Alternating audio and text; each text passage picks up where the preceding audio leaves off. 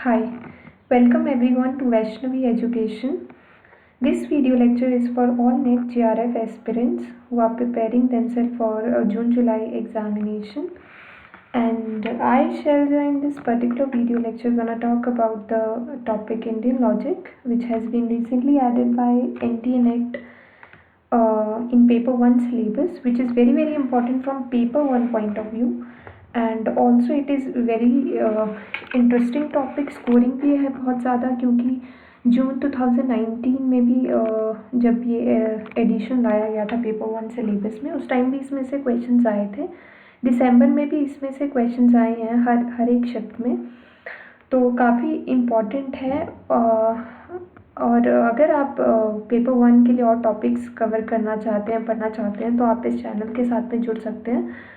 और अगर पेपर 2 के लिए अगर आप कोड 55 में अपनी प्रिपरेशन कर रहे हैं, तो आप इस चैनल की वीडियोस चेक कर सकते हैं एक बार। तो चलिए स्टार्ट करते हैं। न्याय फिलॉसफी।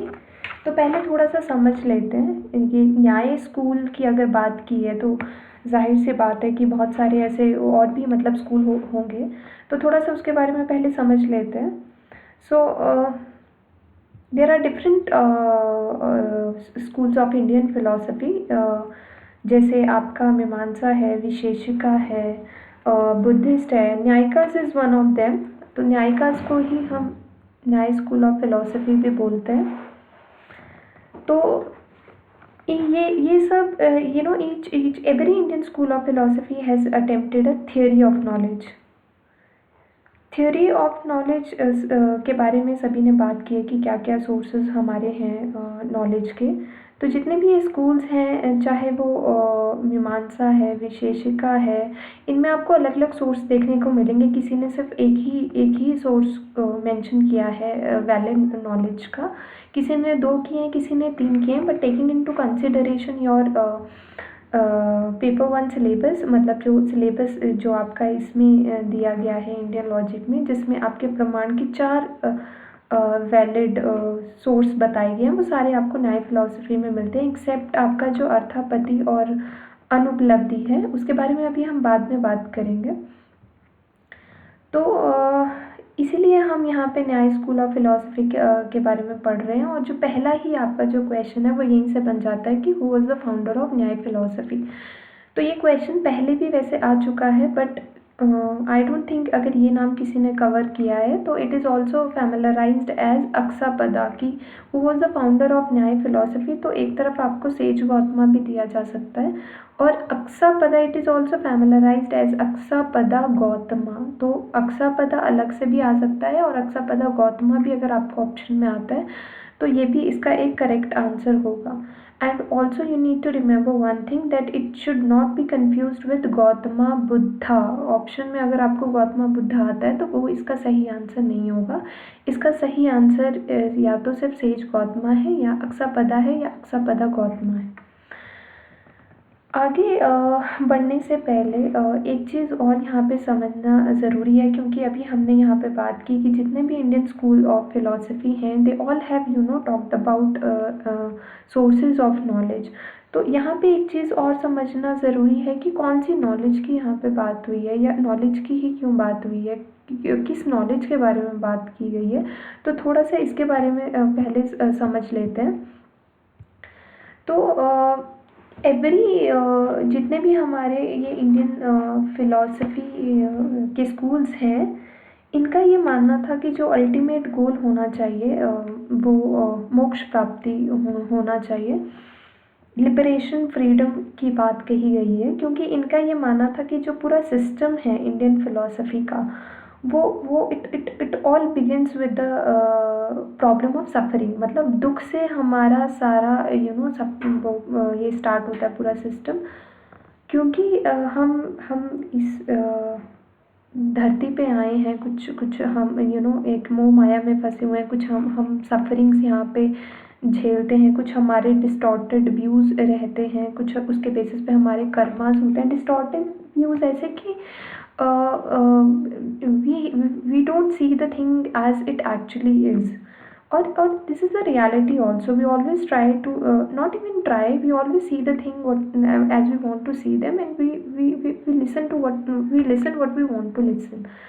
तो ignoring the facts and what reality says, हम सिर्फ चीज़ों को अपने अकॉर्डिंग देखते हैं और उसी के बेसिस पे हम कुछ एक्टिविटीज़ परफॉर्म करते हैं जिनको हम कर्मास बोलते हैं।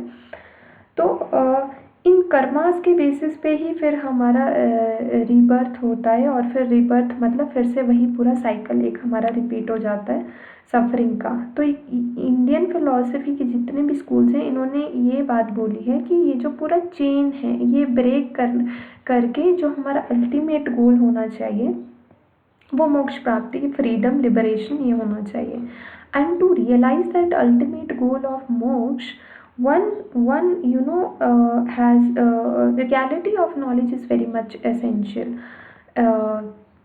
कि हमें ये तो पता होना चाहिए कि रियलिटी है क्या, but before knowing the reality one has to know the nature of knowledge या मोड्स ऑफ नोइंग या सोर्सेज ऑफ नॉलेज। क्योंकि रियलिटी की नॉलेज होना तो ज़रूरी है, बट उसके लिए पहले ये भी तो पता होना चाहिए ना कि वो नॉलेज हमें मिलेगी कहाँ से, वो सोर्सेज कौन कौन से होंगे नॉलेज के। तो ये जो 4 आपके सोर्सेज सिलेबस में मेंशन है, इनका जिक्र न्याय फिलॉसफी में आपको मिलता है कि न्याय स्कूल ऑफ फिलॉसफी के अकॉर्डिंग ये जो 4 सोर्सेज हैं ये वैलिड सोर्स हैं नॉलेज के। तो ये जानना पहले बहुत ज़्यादा ज़रूरी था, क्योंकि बेस क्लियर होना किसी भी चीज़ का ज़रूरी है, तो इसलिए मैंने ये चीज़ यहाँ पे मेंशन कर दी। तो न्याय means correct thinking with proper arguments and valid reasoning. यहाँ पे भी आप देख सकते हैं कि मेंशन किया गया है कि न्याय means correct thinking. Correct thinking क्या, कि जो भी हम सोच रहे हैं वो एटलीस्ट वो सही होना चाहिए, और उसके लिए हमारे पास एक प्रॉपर आर्ग्यूमेंट और एक वैलिड रीज़न होना चाहिए कि हाँ, कि जो हम सोच रहे हैं या जो चीज़ हम देख रहे हैं वो वैलिड भी है, या हमारे पास उसको लेके एक प्रॉपर आर्ग्यूमेंट है कि नहीं है। तो न्याय इस चीज़ के साथ में डील करता है। आपसे फिर कुछ नाम पूछे जा सकते हैं कि न्याय फिलॉसफी को और किन नामों से जाना जाता है। तो ये बहुत ज़्यादा सिंपल है, आप एक बार इनको देख लीजिएगा। जैसे पहला है तर्कशास्त्र। तर्कशास्त्र, तर्क मतलब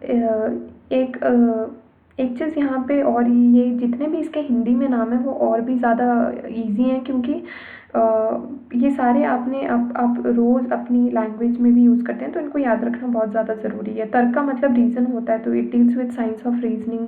प्रमाण अभी हम आगे पढ़ेंगे, it deals with the science of logic and epistemology. Epistemology is that branch of philosophy which deals with theories of knowledge, and it also talks about the limitations of human knowledge। तो ये भी हम आगे देखेंगे epistemology, and ये प्रमाण शास्त्र भी हम पूरा करेंगे। इनफैक्ट प्रमाण शास्त्र में ही पूरे वैलिड सोर्सेज जो है नॉलेज का उसे बताया गया है। हेतु विद्या, हेतु अभी आगे आप इन्फरेंस में करेंगे, तो hetu vidya mean science of causes. Vada vidya mean science of debate. Anvikshiki mean science of critical study. तो एक बार आप ये देख लीजिएगा, इनमें से क्वेश्चन आ सकता है कि न्याय फिलॉसफी को हम और किन नामों से जाना जाता है।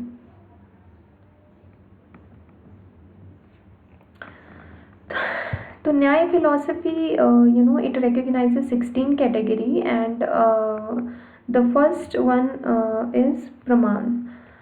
Praman, as I've earlier mentioned, it focuses or it deals with the logical and epistemological character of न्याय system।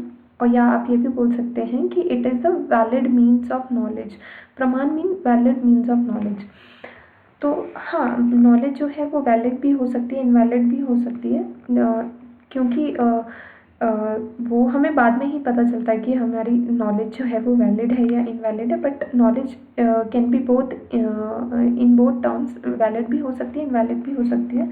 वैलिड सीधा सा बहुत इजी तरीका है कि हाँ, वैलिड नॉलेज जो होगी, इट मीन्स वैलिड कौन सी होगी, जब हम चीज़ों को वैसे ही देखेंगे जो वो एक्चुअली में है, मतलब ट्रू एप्रीहेंशन ऑफ ऑब्जेक्ट, और manifestation of object as it is, कि चीज़ें जैसी हैं उसी तरीके से उसको देखना वैलिड नॉलेज कहलाता है। और इसको लेके हम ये हमेशा मतलब हमें एक अच्छे ही रिजल्ट प्रोड्यूस करेगा, इनवैलिड का मतलब है, invalid knowledge is the one which doesn't correspond to reality, और उसको लेके हम जो भी एक्टिविटीज़ परफॉर्म करेंगे it would ultimately result in failure and disappointment. तो जो आपका प्रमाण है it talks about the valid sources of knowledge, और न्याय फिलोसफी के according there are 4 independent sources of valid knowledge. तो क्वेश्चन यहाँ से भी पूछा जा सकता है कि what are the sources of valid knowledge. तो ये हैं आपके, और इसी के बारे में हम आगे 1 बाय 1 पढ़ेंगे। तो इसके हिंदी में भी नाम याद रख लेना आप। First one is perception, second one is inference, third one is comparison and fourth one is verbal testimony. Perception perceive करना मतलब तो इसके बारे में अभी हम आगे पढ़ेंगे। इन्फरेंस इन्फर करना मतलब अनुमान लगाना, कंपैरिजन करना मतलब उपमान, वर्बल टेस्टिमनी वर्बल से आप याद रख सकते हैं इसका हिंदी में नाम शब्द। तो बहुत इजी है इनके हिंदी में भी नाम याद रखना, क्योंकि क्वेश्चन आपको परसेप्शन का ना पूछ के, क्वेश्चन वो परसेप्शन का ही होगा, बट मतलब अगर आपको प्रत्यक्ष करके क्वेश्चन पूछ लिया जाएगा तो you need not to confuse yourself with the names. तो हिंदी और इंग्लिश में आप एक बार इन्हें ज़रूर देख लीजिएगा। ऑल्सो एक चीज़ मैं यहाँ पे इंक्लूड करना चाहूँगी कि जो वैलिड आपकी नॉलेज होती है उसे प्रमा भी बोलते हैं, PRAMA। क्वेश्चन में पूछा जा सकता है कि वैलिड नॉलेज को और किस नाम से जाना जाता है, या प्रमा करके भी कोई आपको कुछ पूछा जा सकता है। तो वैलिड को हम प्रमा भी बोलते हैं और इनवैलिड को हम अप्रमा भी बोलते हैं। ऑल्सो एक चीज़ और है यहाँ पे कि वैलिड को हम प्रेजेंटेटिव नॉलेज की तरह भी ट्रीट करते हैं, बिकॉज प्रेजेंटेटिव नॉलेज कैसे है, कैसे अराइज होगी, जब भी कोई ऑब्जेक्ट है नॉलेज का which is directly presented to the knower. मतलब कोई भी ऑब्जेक्ट है, जैसे फॉर इंस्टेंस किसी की शर्ट में पेन है, तो उस पेन को देख के जो भी नॉलेज जनरेट होगी उस पर्सन को, क्योंकि वो डायरेक्टली उसके पास डायरेक्टली उसके सामने है, तो उसको देख के जो भी नॉलेज प्रोड्यूस होगी वो प्रेजेंटेटिव नॉलेज होगी। और इस केस में क्या हो रहा है कि सेंस ऑर्गन जो है वो ऑब्जेक्ट के कांटेक्ट में आकर एक नॉलेज प्रोड्यूस कर रहे हैं, और वो डायरेक्टली वो चीज़ क्योंकि अवेलेबल है तो उसे हम प्रेजेंटेटिव नॉलेज बोलते हैं। तो valid knowledge can also be treated as presentative knowledge. तो एक चीज़ आप ज़रूर याद रख लीजिएगा, प्रमा और प्रेजेंटेटिव नॉलेज। अब वैलिड नॉलेज की हमने बात कर ली, इनवैलिड नॉलेज भी होती है। इनवैलिड नॉलेज किस किस तरह की है वो अभी हम देखेंगे। पहला है आपका मेमोरी, जिसे हम स्मृति बोलते हैं। तो memory is not presentative knowledge, it is representative, but you need to remember one thing here, that though it is representative but it can also be treated as, or it can also be considered as a source of valid knowledge, provided that जो भी हम चीज़ याद करने की कोशिश कर रहे हैं वो हमें पास्ट में हमने उसे एक प्रेजेंटेटिव नॉलेज की तरह ही एक्सपीरियंस किया हो, तब हम उसे एक वैलिड सोर्स मान सकते हैं। डाउट का मतलब होता है लैक ऑफ सर्टेनिटी या समस्या। तो जिस चीज़ को लेके हम सर्टेन ही नहीं है तो उसकी वजह से जो भी नॉलेज प्रोड्यूस होगी वो वैलिड तो वैसे भी नहीं होगी। एरर का मतलब होता है मिसएप्रीहेंशन ऑफ व्हाट इज़ कॉग्नाइज्ड या व्हाट हैज़ बीन सीन। तो इसके लिए एक एग्जांपल दूंगी। फॉर एग्जांपल कि रस्सी को देख के कभी हम सांप समझ बैठते हैं, तो नॉलेज तो प्रोड्यूस हुई, बट वो किस तरह की नॉलेज प्रोड्यूस हुई, वो एक इनवैलिड नॉलेज प्रोड्यूस हुई, क्योंकि जो हमने देखा वहाँ पे वो चीज़ तो थी बट वो नहीं थी जो हमने देखी। तो अगेन इनवैलिड है क्योंकि जो हमने देखा वो गलत था। हाइपोथेटिकल रीजनिंग भी एक वैलिड सोर्स नहीं है, क्योंकि it doesn't produce any new knowledge. जो ऑलरेडी कुछ चीज़ें हुई हैं ये सब उसी को कंफर्म करती है। It only confirms what one already knows. तो ये कोई नई नॉलेज प्रोड्यूस नहीं कर रही है, ये जो चीज़ें हो चुकी हैं बस उसी को कंफर्म करने के लिए एक तर्क जो हम देते हैं उसमें ये चीज़ इंक्लूड होती है। तो ये भी एक कुछ वैलिड नॉलेज नहीं है, कुछ नया नहीं ये प्रोड्यूस कर रही है। तो ये कुछ है इनवैलिड नॉलेज, तो आप इनको भी एक बार याद रख लीजिएगा, क्योंकि क्वेश्चन यहाँ से भी आ सकता है कि वैलिड इनवैलिड नॉलेज में क्या क्या चीज़ें इंक्लूड होती हैं। तो these are memory, doubt, error and hypothetical reasoning. So in further video lectures we're gonna talk about these independent sources of knowledge, that is perception, inference, comparison and verbal testimony.